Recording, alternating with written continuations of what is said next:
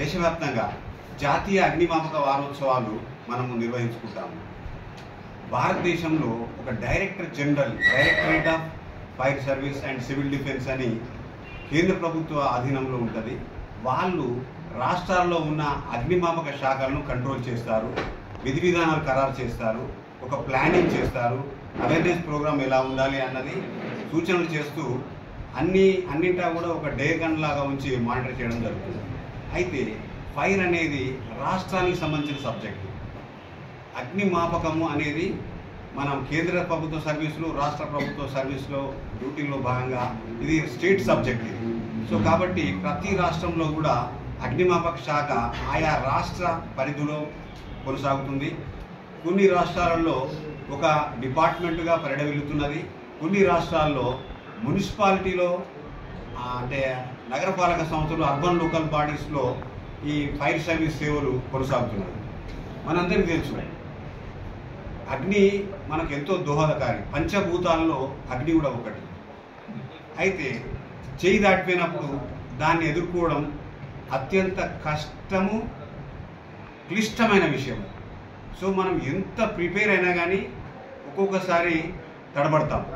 So కాబట్టి సమాజంలో అంటే నిత్య జీవితంలో ఎన్నో ఆవరణలు ఉంటాయి. మనకు ఎన్నో భవనాలు ఉంటాయి, ఎన్నో వ్యాపకాలు ఉంటాయి, ఎన్నో వృత్తులు ఉంటాయి, ఎన్నో రకాల ఆవరణలు ఉంటాయి. ఎక్కడైనా కానీ అగ్నిబాంబు జరగడానికి ఒక అవకాశం ఉంటుంది.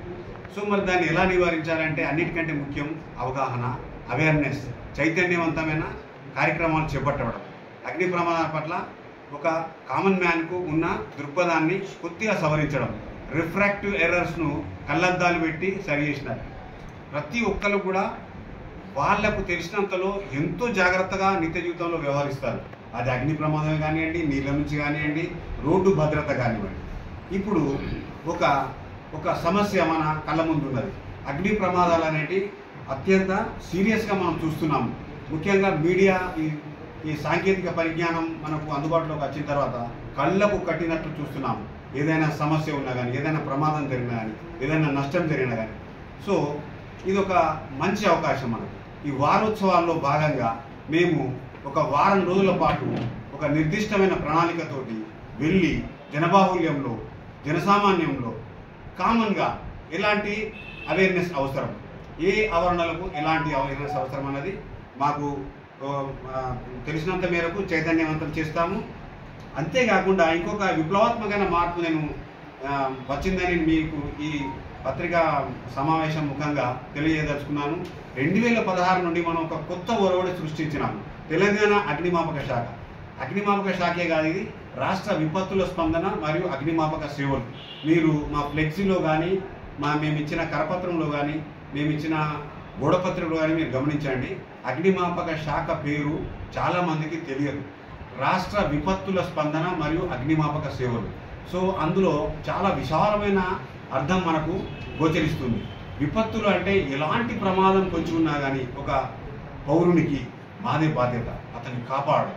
అది నీళ్ళ నుంచి కానివ్వండి, వేరే ఏదైనా పడిపోవడం కానివ్వండి, బిల్డింగ్ కొలాప్స్ కానివ్వండి, ఏదైనా రోడ్డు ప్రమాదం కానివ్వండి, రైలు ప్రమాదం కానివ్వండి, ఇంకెలాంటి అన్న మనకు చెప్పిరావు. ఎన్నో రకాల ప్రమాదాలు పొంచి ఉంటాయి మానవ జీవితంలో, మన నిత్య జీవితంలో. సో విపత్తుల స్పందన అనేది కూడా చాలా ముఖ్యమైన విషయము. నేను ఈ సమావేశం సందర్భంగా జనబాహుల్యానికి తెలియపరుస్తున్నాను. మేము ప్రజలను కాపాడడానికి, ఈవెన్ ప్రజలే కాదు, యానిమల్స్, బర్డ్స్ని కూడా మేము కాపాడతాం.